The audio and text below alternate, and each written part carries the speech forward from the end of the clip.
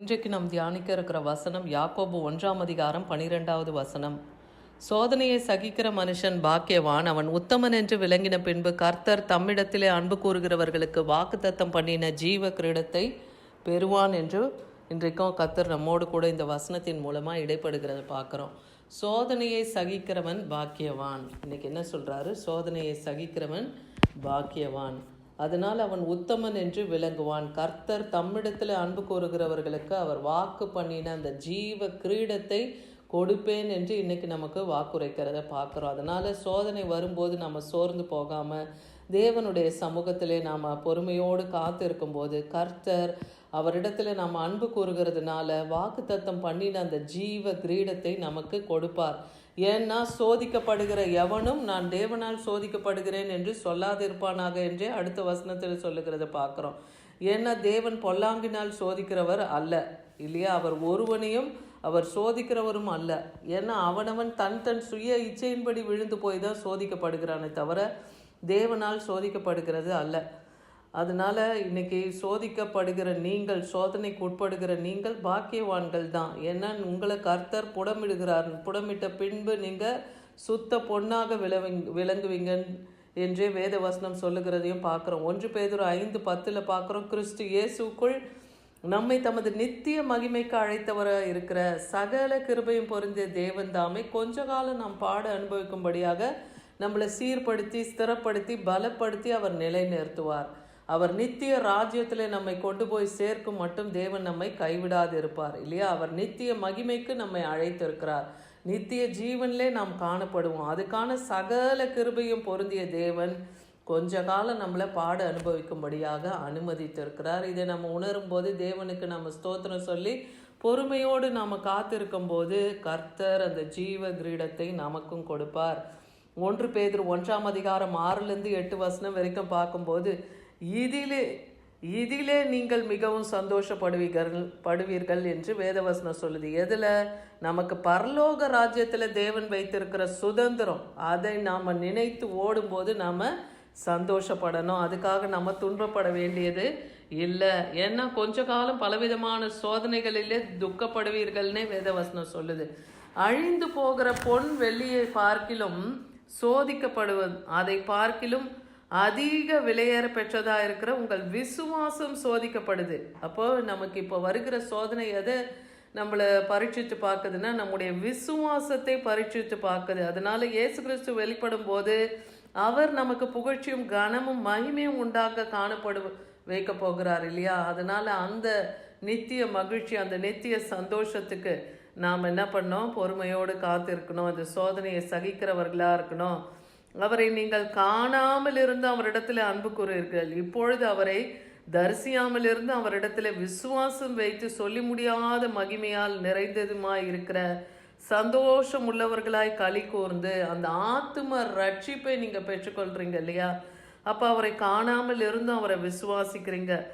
அந்த மகிமையில நிறைந்தவருமா இருக்கிற அந்த சந்தோஷம் உள்ளவருக்குள்ளாக நீங்கள் களி கூர்ந்து கொண்டு இருக்கீங்கன்னா அந்த ஆத்தும ரட்சிப்பை நீங்கள் அடைகிறீர்கள். இதுதான் வேத வசனம் சொல்லுது. அதனால பொறுமையோடு நீங்கள் சோதனையை சகித்து கொள்ளுங்கள். இந்த நாளில் உங்களுக்கு குடும்பங்களில் எத்தனையோ போராட்டம், பிரச்சனை, வேலை ஸ்தலங்களில் கூட உங்களுக்கு போராட்டங்கள் வரலாம், சோதனைகள் வரலாம். மனுஷர்கள் மூலமாய் நிந்தை, அவமானம் உங்கள் குடும்பங்களில், உங்கள் வேலை செய்கிற எல்லைகளில் கூட காணப்படலாம். அந்த சோதனையை நீங்கள் பொறுமையாக சகித்து கொள்ளுங்கள். அதே போல் உங்கள் சரீர பலவீனத்தினால் வருகிற சோதனையாக கூட இருக்கலாம். அதை கூட நீங்கள் பொறுமையோடு சகித்து கர்த்தருக்கு ஸ்தோத்திரத்தை செலுத்துங்க. ஏன்னா எல்லாவற்றிலும் நாம் ஸ்தோத்திரம் செலுத்தணும்னு இருக்கு.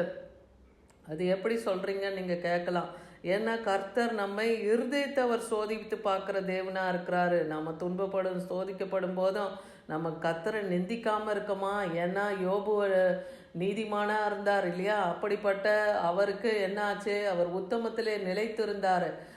10 பிள்ளைகளை அவர் இழந்து போனார். அவர் மிருக ஜீவன்களையும் அவருக்குரிய எல்லா வேலைக்காரர்களையும் அவர் இழந்து அவர் நடு தெருவில் அவர் உட்கார்றாரு இல்லையா?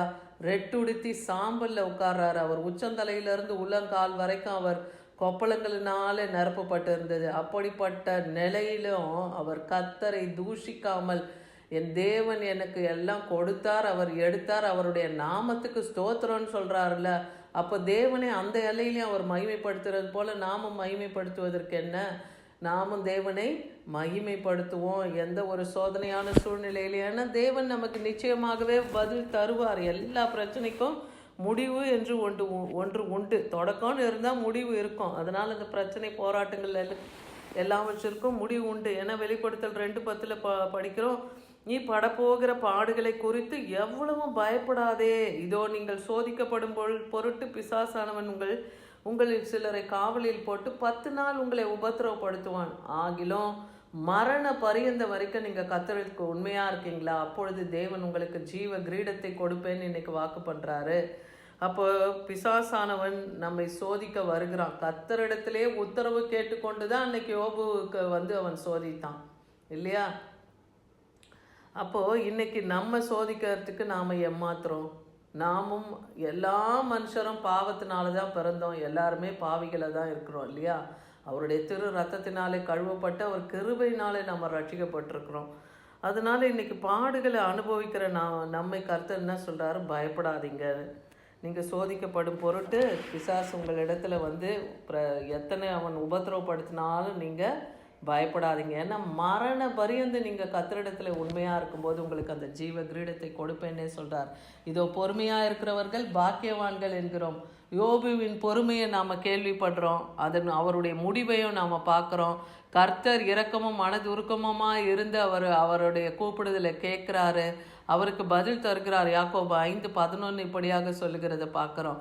அப்போ அதனுடைய இறுதி முடிவு எப்படி இருக்குது? யோபு தான் இழந்தவைகளை எல்லாம் தேவன் இரட்டத்தனையாக அவருக்கு திரும்ப கொடுத்தாருன்னு பார்க்குறோம். இன்றைக்கும் அவருடைய தீர்மானத்தின்படி நீங்கள் அழைக்கப்பட்டவர்களாக இருக்கீங்களா? தேவனிடத்தில் அன்பு கூறுகிறவர்களாக இருக்கீங்களா?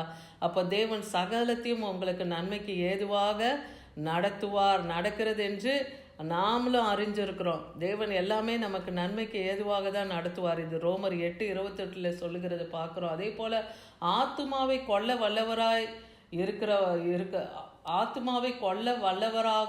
வல்லவர்களாய் இராமல் சரீரத்தை மாத்திரம் கொல்லுகிறவர்களுக்கு நீங்கள் பயப்பட வேண்டாம். ஏன்னா பிசாசானவன் இந்த சரீரத்தை தான் அவனால் கொல்ல முடியும், ஆத்மாவை அவன் கொல்ல முடியாது. ஆனால் ஆத்மாவையும் சரீரத்தையும் நரகத்தில் அழிக்க வல்ல தேவனுக்கு நீங்கள் பயப்படுங்க. முதலாவது கர்த்தருக்கு பயப்படுகிற பயம்தான் நமக்கு வேணும். பிசாசானவனுக்கு பயந்தோன்னா நமக்கு அது கண்ணியை வருவித்து விடும். அதனால கர்த்தருக்கு நம்ம பயந்து நடக்கணும். 1 கொரிந்தியர் 9:25 பந்தயத்துக்கு போராடுகிற யாவரும் எல்லாவற்றிலும் இச்சையடக்கமாக இருப்பார்கள், அழிவுள்ள அந்த கிரீடத்தை பெற அவர்களே அப்படி செய்யும்போது நாமும் அழிவில்லாத கிரீடத்தை பெற்றுக்கொள்ளும்படியாக அப்படி செய்கிறோம். அப்படின்னா என்ன அர்த்தம்? இன்னைக்கு உலகத்தில் எத்தனையோ விளையாட்டு போட்டிகள்லாம் வைக்கிறாங்க. அந்த விளையாட்டு போட்டியில் கலந்து கொண்டு முதலாவது இடத்தை பெற ஒவ்வொரு வீரர்களும் தங்கள் உடலை வருத்தி கொள்ளுகிறார்கள் இல்லையா? அவங்க உணவு கட்டுப்பாடு வைக்கிறாங்க, எல்லாவற்றிலும் அவங்களுடைய நடத்தைகளில் கட்டுப்பாடு வைக்கிறாங்க இல்லையா? குடி, சிகரெட்டு, மாமிசம் போன்ற காரியங்கள், அசுத்தமானவைகள், எதிலையும் அவங்க தன்னை ஈடுபடுத்தி கொள்ளாமல் தன் சரீரத்தை சுத்தமாக பாதுகாத்து அதை அவங்க மெயின்டைன் பண்ணுறாங்க இல்லையா? அது மூலமாக அவங்க அந்த பந்தயத்தில் இந்த உலகத்துக்குரிய அந்த பந்தயத்தின் கிரீடத்தை அவங்க பெறத்துக்கு, அந்த பரிசை பெறுவதற்கு அவங்க எப்படி ஓடுறாங்க. அதை போல் இன்றைக்கி நீங்கள் ஜீவ கிரீடத்தை, அழிவில்லாத அந்த கிரீடத்தை பெறணுன்னா, நீங்களும் அந்த பந்தய பொருளை அடையணுன்னா, நித்தியத்தை நீங்கள் அடையணுன்னா, பொறுமையோடு இந்த சோதனையை நீங்கள் சகித்து ஓடும்போது கர்த்தர் உங்களுக்கு அந்த ஜீவ கிரீடத்தை கொடுப்பார். 2 தீமோத்தேயு 4:8 சொல்லுது, இது முதல் நீதியின் கிரீடம் எனக்காக வைக்கப்பட்டிருக்கு, நீதியுள்ள நித்திய நியாயாதிபதி கர்த்தர் நாளிலே அதை எனக்கு தந்தருள்வார். அந்த நம்பிக்கை, விசுவாசம் நமக்குள்ளே இருக்க அவர் பிரசன்னமாகுதலை விரும்பும்போது யாவருக்கும் தேவன் அதை தருவார். ஏன்னா அவர் மறுபடியும் வரப்போகிறார். அவர் நித்திய நியாயாதிபதியாய் அவனவன் கிரியைக்கு தக்க பலனை அவர் கரத்தில் கொண்டு அவர் அந்த நீதியின் கிரீடத்தை நமக்கு கொடுப்பார். 1 பேதுரு 3:14 சொல்லுது, நீதி நிமித்தமாக நீங்கள் பாடுபடுறீங்களா? அப்போ நீங்கள் பாக்கியவான்களாக இருப்பீங்க. அவர்களுடைய பயமுறுத்தல்களுக்கு நீங்கள் பயப்படாமலும், மனுஷர்கள் நம்மை பயமுறுத்தும் பயத்துக்கு நீங்கள் பயப்படாமலும், சத்ருவானவன் பிசாசானவன் உங்களை பயமுறுத்துகிற காரியத்துக்கு நீங்கள் பயப்படாமலும் கலங்காமலும் இருந்து கர்த்தரிடத்தில் பொறுமையாய் நீங்கள் காத்திருக்கும் போது தேவன் அந்த ஜீவ கிரீடத்தை உங்களுக்கு கொடுப்பார். 1 பேதுரு 5:4 சொல்லுது, மந்தைக்கு மாதிரியாகவும் கண்காணியாகும் ஆண்டவராகிய இயேசு கிறிஸ்து சபையாருக்கு அவர் மாதிரியா இருந்தார் இல்லையா? அவர் தன் மாதிரியை விட்டு போனார். இன்னைக்கு மந்தையை கண்காணிக்கிற போதகர்களும் ஊழியக்காரர்களும் ஒவ்வொருவருக்கும் அந்த வார்த்தை கடந்து வருகிறத பார்க்குறோம். அப்படி நீங்கள் அவங்களுக்கு மாதிரியாக காணப்படுறீங்களா? உண்மை உத்தமமாக இருக்கீங்களா? அப்போ பிரதான மேய்ப்பர் வெளிப்படும் போது அந்த மகிமையுள்ள வாடா கிரீடத்தை நமக்கு தருவாராம். ஊழியம் செய்கிறவர்களுக்கு, உண்மை உத்தமமாக இருக்கிறவர்களுக்கு அந்த வாடாத கிரீடத்தை தருவார்.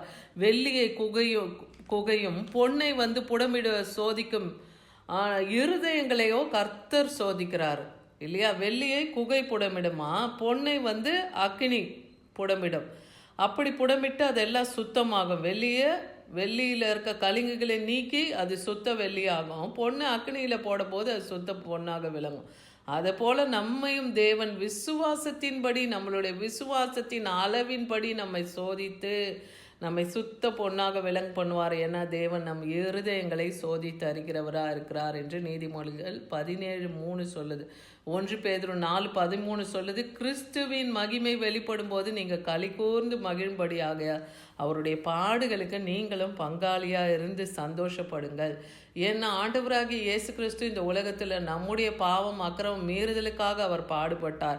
அப்போ அந்த பாடுகளுக்கு நாமளும் பங்காளியாக இருக்கணும்னா, கிறிஸ்துவின் நிமித்தம் இந்த நாட்களில் நீங்கள் நிந்தை அவமானங்களை நீங்கள் படுறீங்களா? அவருக்கு நீங்கள் பங்காளிகளாக இருக்கீங்களா? அப்போ அவருடைய மகிமை வெளிப்படும் போது நீங்கள் மகிழ்ந்து களி கூறுவீங்க. கர்த்தர் அந்த ஜீவ கிரீடத்தை உங்களுக்கு கொடுக்க போகிறார். 1 பேதுரு 4:14 சொல்லுகிறது, நீங்கள் கிறிஸ்துவின் நாமத்தின் நிமித்தம் நிந்திக்கப்பட்டால் பாக்கியவான்கள். ஏன்னா தேவனுடைய ஆவியாகிய மகிமையுள்ள ஆவி உங்கள் மேல் தங்கி இருக்கிறது என்று விசுவாசிங்க. கிறிஸ்துவின் நிமித்தம் நம்ம பாடுபடுறோம்னா பரிசுத்த ஆவியானவர் நம்மோடு கூட இருக்கிறார். அதனால நீங்கள் எதற்காகவும் நீங்கள் கவலைப்பட வேண்டாம். கர்த்தர் உங்களை மகிமைப்படுத்துவார். மகிமையிலே உங்களை கொண்டு போய் சேர்க்கும் மட்டும் உங்களை கைவிட மாட்டார். ஏன்னா மரண பள்ளத்தாக்கில் நாம் நடக்கும்போது அவர் மரண பரியந்தம் நம்மை தாங்க தப்புவிக்க அவர் வல்லமை உள்ளவர். கடைசி மட்டும் நம்மோடு கூட இருந்து நித்தியத்தில் நம்மை கொண்டு போய் சேர்க்கும் வரைக்கும் நம்மை கைவிடாது காப்பார். விசுவாசிங்க, சோதனையை சகித்து கொள்ளுங்க. அப்போ நீங்கள் அந்த மெய்யான அந்த ஜீவ கிரீடத்தை கர்த்தருடைய கரத்திலிருந்து பெற்றுக்கொள்வீர்கள். ஆமென்.